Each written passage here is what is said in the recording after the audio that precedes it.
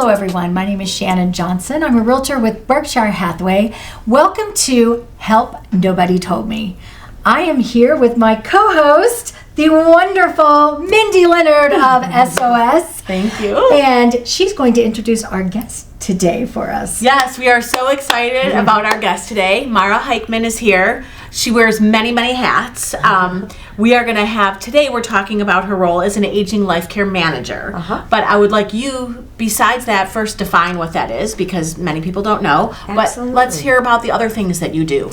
So yeah, I do wear many hats. I'm a bar and bat mitzvah tutor, I'm a certified life coach, and I'm an aging life care manager, and that's why we're here today. As far as aging life care manager, it is an expert. It's a healthcare, someone who has an expertise in aging and the systems that go into the process of aging, whether it's caregivers or doctor's appointments or portals or what people need to do for Medicare and things like that.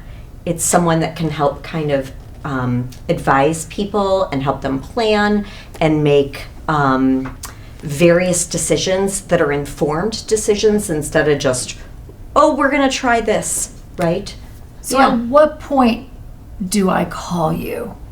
Where do you get involved? Help me understand that. Everyone's different. Hopefully not sooner the before better. there's a tragedy. I was going to say, that happens often, right? People sometimes don't even know they need it. They don't even know it's available. So yes, we do often get called in and kind of, as some clients have said to me, you're drinking from the fire hose this week because the person needs A, B, C, and D all within the first, 3 weeks ago, not now, right? Right. But a lot of people do call us long before. Maybe they live alone. They didn't like seeing how someone else they know or loved aged, and they know they need a little help but not a lot, and they want someone to kind of be a sounding board and form a relationship with before they need a hip replacement or a cataract surgery or something else down the line.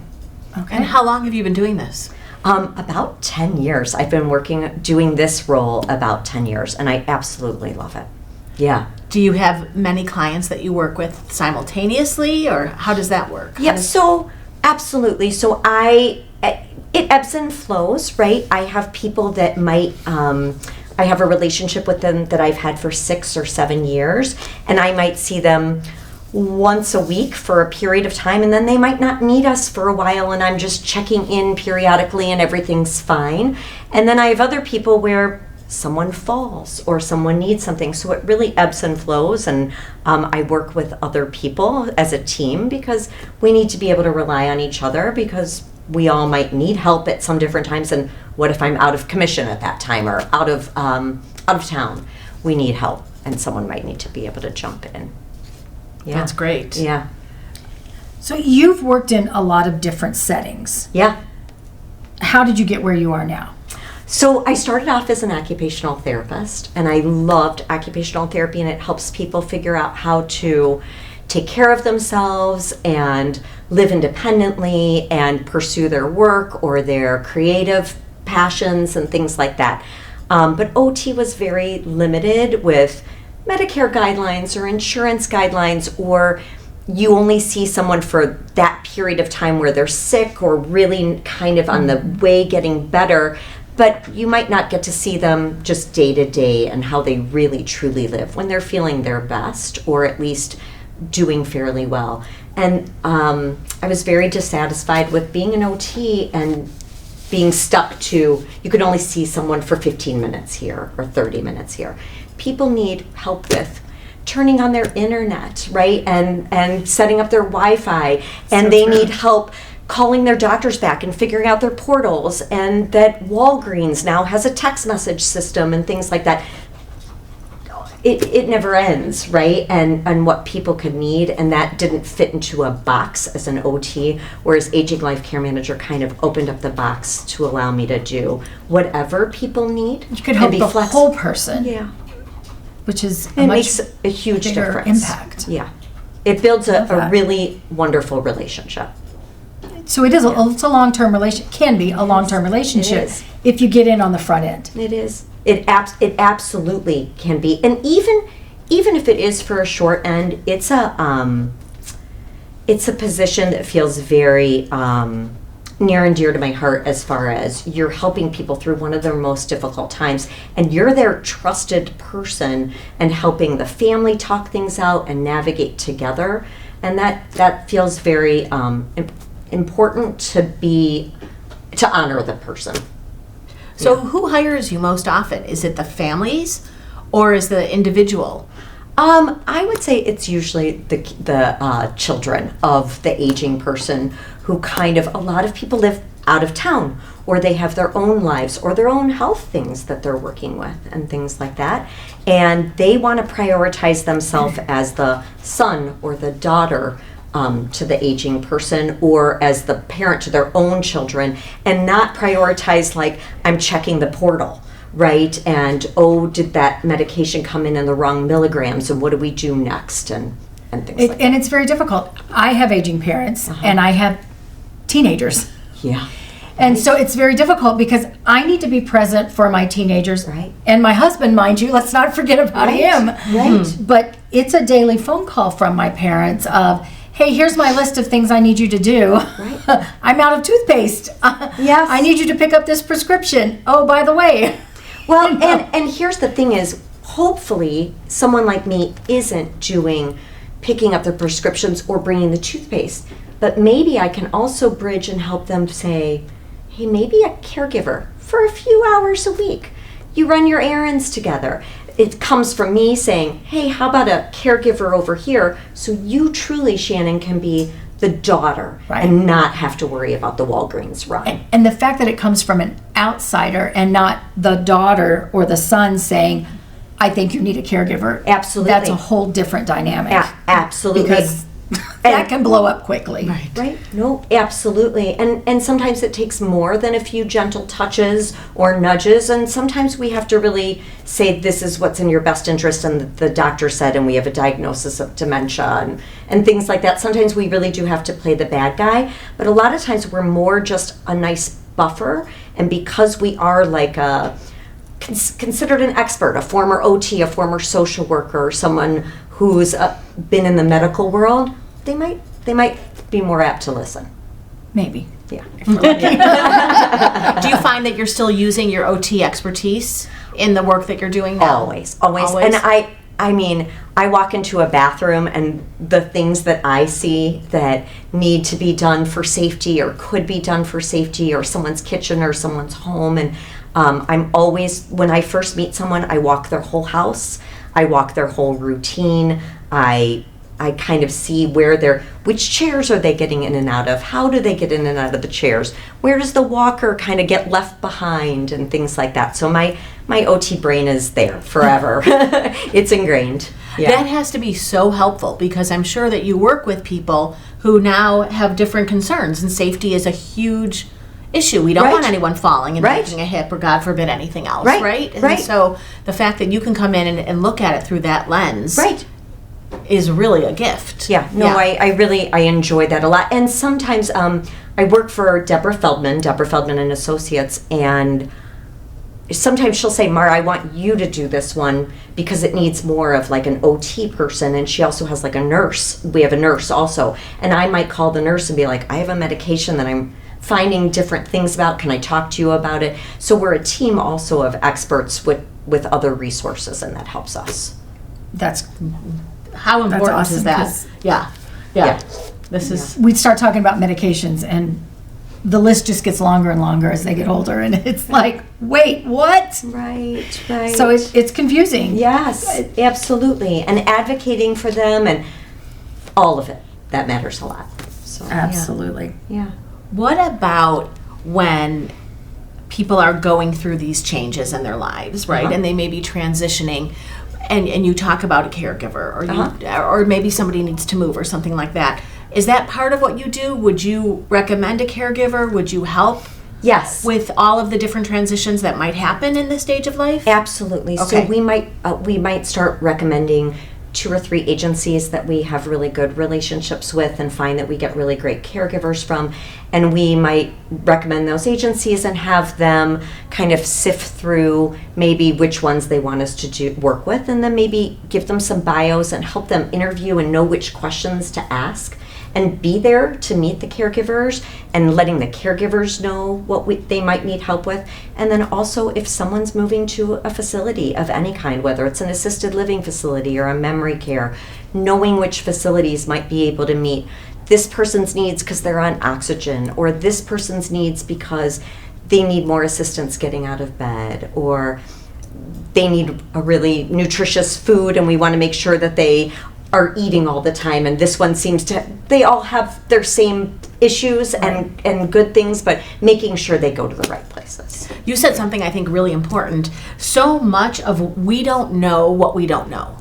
Right? And so to be able to have somebody who could say, here are the questions that are important for you to ask a potential caregiver, because if somebody has never been in that situation, has never experienced it, they don't know the questions to ask. Absolutely. Right? Absolutely. And we have also found us interviewing the caregivers and really digging into, some people are like really, really great with Parkinson's, right? Some people are really, really great with people with dementia who might be a little bit more spicy or, agitated, right? And other people might just need to be sitting at someone's bedside, and I want to know who I'm getting and really talk to the caregiver. And I hope to develop a relationship with the caregiver, because those are the people that have the eyes on my client day in and day out, and are hopefully going to call me and notify me when they see something off. I just had a caregiver the other day insist something was wrong with our client, and she's at a facility, and sure enough, something was wrong, and she's been in the hospital for a few days, right? And so sometimes it's having those extra set of eyes and a trusted relationship, because she felt comfortable coming to me with all that. Right. Yeah. Well, you are such a warm person. You radiate it.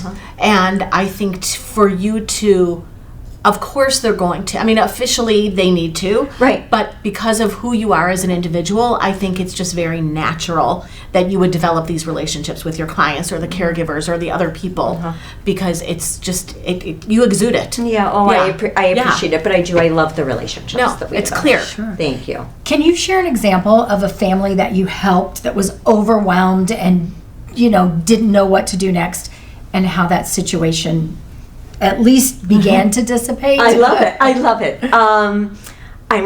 There's been so many different ones, but when I think about it, the ones that have worked the best are the ones that I'll share a good example.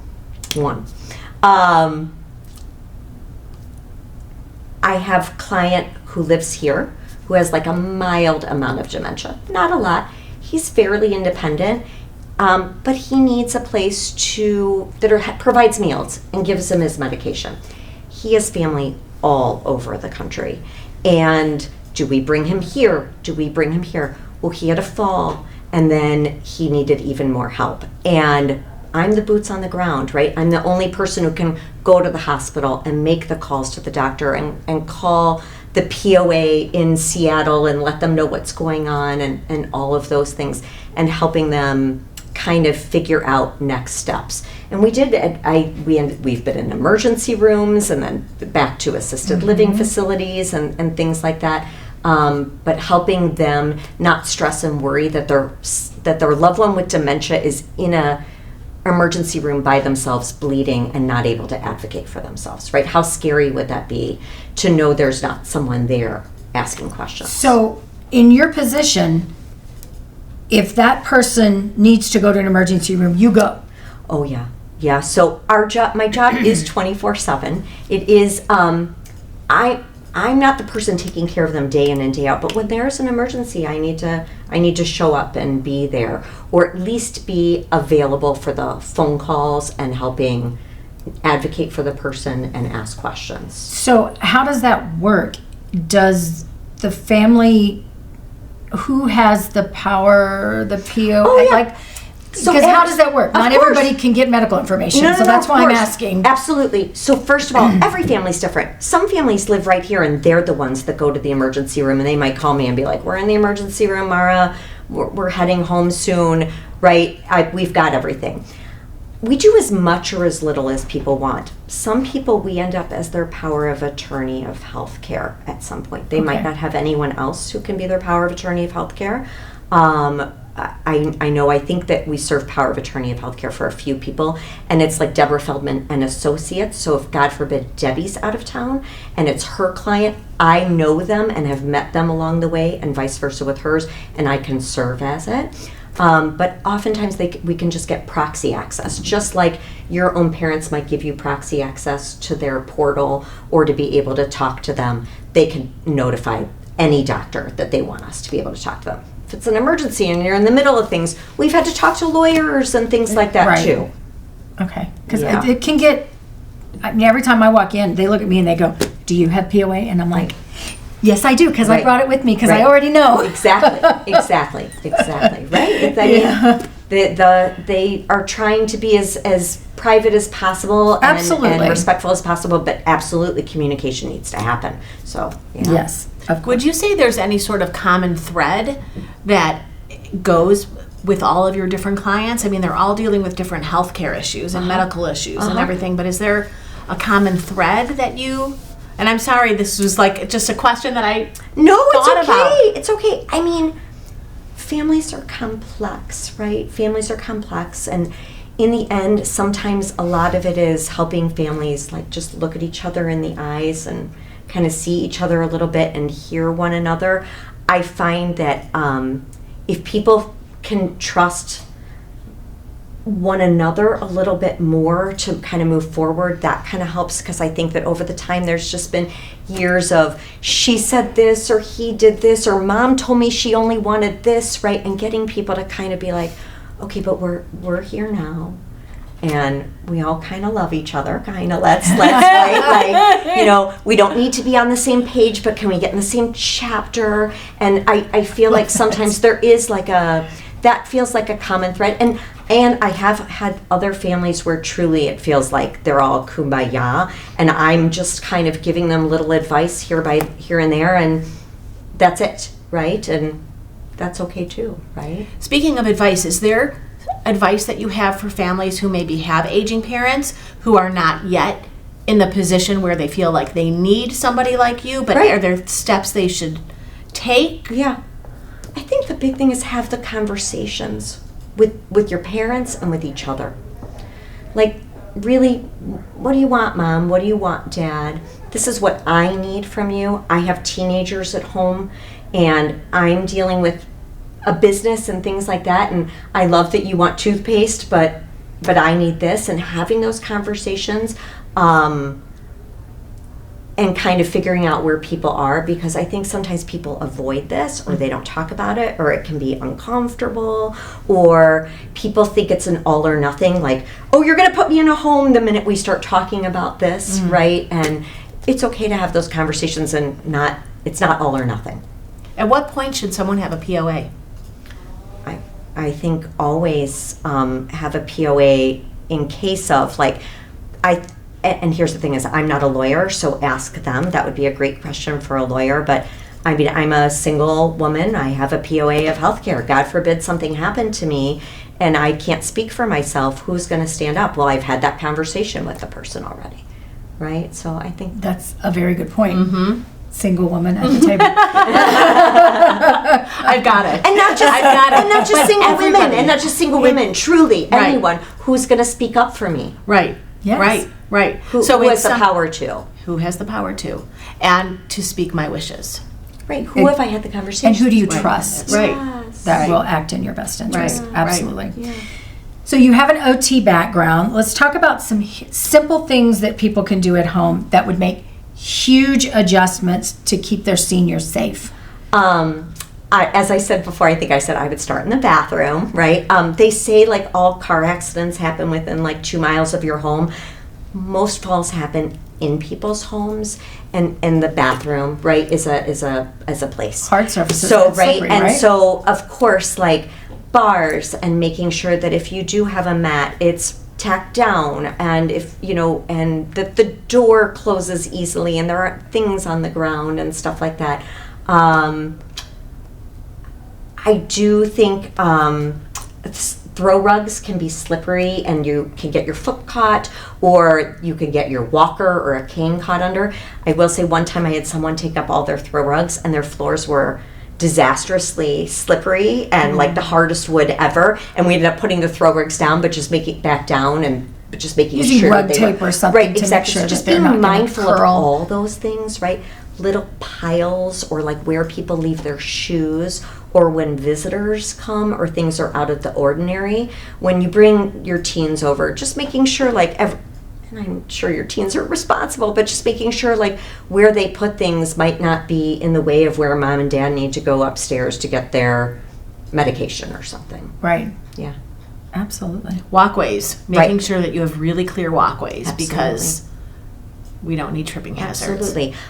Rolling chairs. I'm not a fan of rolling chairs. I like chairs with good arms. Like this is a wonderful chair. Right, because you need that chair, the arms to push you up, and Yes. without Yes. the chair then sliding out from Right. underneath you. Absolutely. Okay. This would not be, well, this table is actually very strong, but small tables like this that sometimes people have where they drink their little tea and coffee, you pull up on that, you're flying, Right. right? And so those kinds of things, making sure that things are sturdy.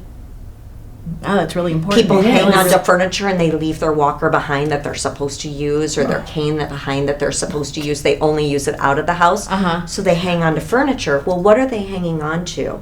And watching what they're doing. First of all, trying not to have them do that at all. But if they are, where are they going? Right? Yeah.